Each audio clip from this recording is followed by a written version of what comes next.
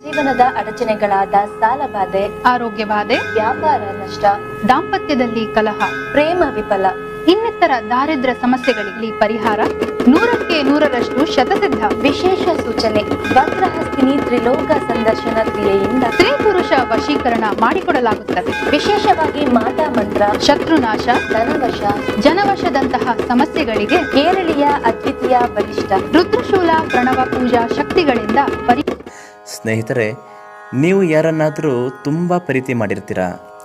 ಒಂದು ಹುಡುಗ ಆಗಿರ್ಬೋದು ಅಥವಾ ಹುಡುಗಿ ಆಗಿರ್ಬೋದು, ಅವರು ನಿಮ್ಮಷ್ಟೇ ಪ್ರೀತಿ ಮಾಡ್ತಿರ್ತಾರೆ. ಯಾವುದೋ ಒಂದು ಅನಿವಾರ್ಯ ಕಾರಣಗಳಿಂದ ಇಬ್ಬರ ನಡುವೆಯೂ ಪ್ರೀತಿಯಾಗಿರುವುದಿಲ್ಲ. ಅದು ಪ್ರೀತಿ ಶಾಶ್ವತವಾಗಿ ಉಳಿಯುವುದಿಲ್ಲ.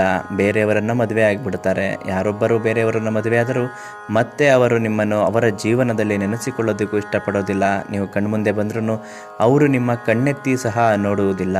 ಅಂಥವರನ್ನು ಮತ್ತೆ ನಿಮ್ಮ ವಶಪಡಿಸಿಕೊಳ್ಳಲು ಇದನ್ನು ಮಾಡಬೇಕಾಗುತ್ತದೆ. ಈ ರೀತಿ ಮಾಡಿದರೆ ಅವರು ನಿಮ್ಮನ್ನು ಮೊದಲಿನ ಹಾಗೆ ಪ್ರೀತಿ ಮಾಡುತ್ತಾರೆ ಹಾಗೂ ನಿಮ್ಮ ಎಲ್ಲ ಕ್ರಿಯೆಗಳಿಗೂ ಅವರು ಸ್ಪಂದಿಸುತ್ತಾರೆ.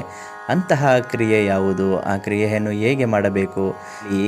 ಯಾರು ಇಲ್ಲದೇ ಇದ್ದಾಗ ಅಥವಾ ಮನೆಯಲ್ಲಿ ಟೆರೆಸ್ ಮೇಲೋ ಅಥವಾ ಹೊರಗಡೆ ಇದ್ದಾಗ ಈ ಕ್ರಿಯೆಯನ್ನು ಮಾಡಿದರೆ ತುಂಬ ಉತ್ತಮವಾಗಿ ಫಲಿತಾಂಶ ಸಿಗುವುದರಲ್ಲಿ ಯಾವುದೇ ಸಂಶಯವಿಲ್ಲ.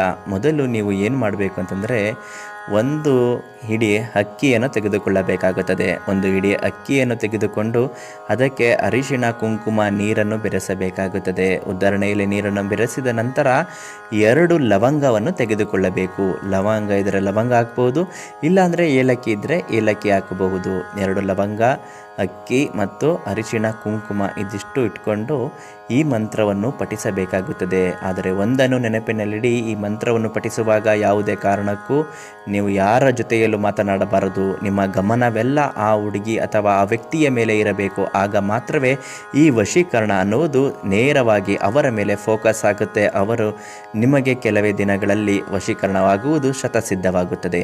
ಅಂತಹ ಮಂತ್ರ ಯಾವುದೆಂದರೆ, ಓಂ ಫಟ್ ಕ್ಲೀಂ ಕುರುಕುರು ಸ್ವಾಹ ಅಶ್ವಿನಿ ವಶೀಕರಣ ಮಮ ಸ್ವಾಹ ಅಂತ ಹೇಳಬೇಕಾಗುತ್ತೆ.